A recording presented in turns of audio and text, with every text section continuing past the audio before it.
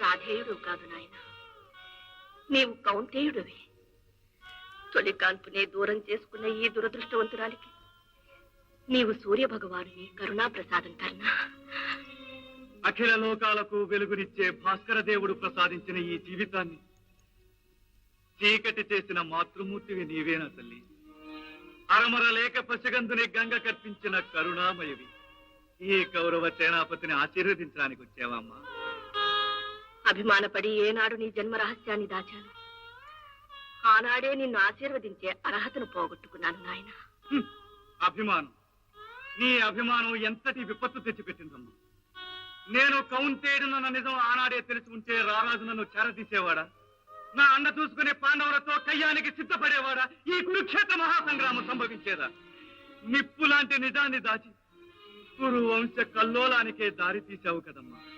గత్యంతరం లేని పరిస్థితుల్లో చేసిన పనికి పరిణామం ఇంతటిదని ఊహించలేకపోయాను.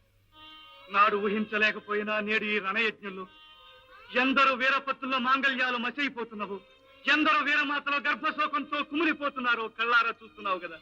ఈ ప్రవహించే రక్త నదులకు నీ ఒక్కతే అభిమానం కారణమైంది.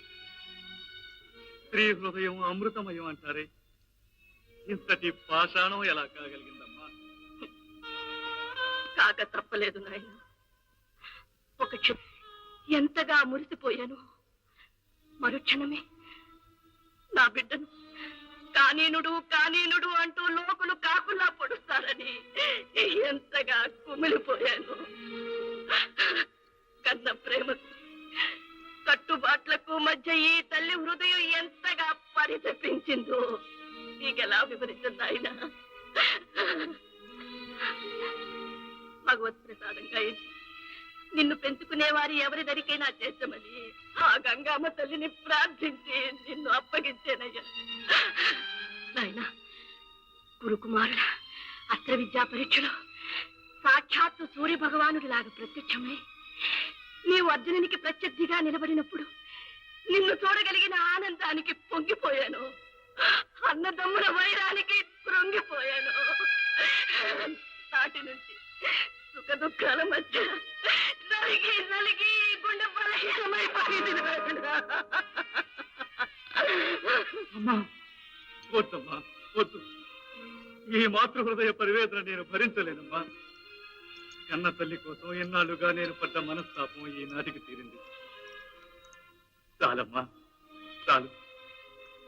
ఈ జన్మకి తృప్తి చాలు. అమ్మా, యుద్ధ రంగంలో జయమో పరాజయమో ప్రతిక్షణం మృత్యువు వెన్నాడుతూనే ఉంటుంది. మరల కలుస్తామో లేదు.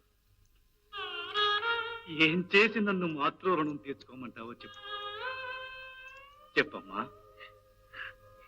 ఏమి చేయమని చెప్పగలను నాయన?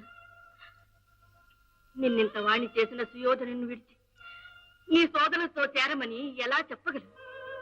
నీ సోదరుల పోరాటంలో ఎవరు ఎవరి చేతిలో మరణించినా నేను భరించగలను. నాయన, నాకు ఆ గర్భశోకం కలగకుండా అభయం ఇవ్వు నాయన. అమ్మా, కర్ణుని చేతిలో అర్జునుడు, అర్జునుని చేతిలో కర్ణుడో తప్ప ఇంకెవరి చేతిలోనూ ఎవరూ మరణించరు. మిగిలిన నలుగురు నా చేత చిక్కిన నీకు గర్భశోకం కలిగించని వాగ్దానం చేస్తున్నాను. నాయన కర్ణ, ధర్మగుణంలో నీకు నీదే సాటిగా నీ కీర్తి చిరస్థాయిగా నిలిచిపోతుంది నాయన. అమ్మా, యుద్ధంలో అర్జునుడు గెలిస్తే నీ కుమారులు లోకమెరిగిన పంచపాండవులే. నేను జయించినా నీ కుమారులు 5గురిని. యుద్ధ సమాప్తి వరకు నా జన్మ రహస్యాన్ని ఎవరికీ తెలియనివ్వదు. మనుషులు దూరమైన మనసులు చేరువైన తల్లి కొడుకులుగా మన కథ చరిత్రలో మిగిలిపోని. మనసే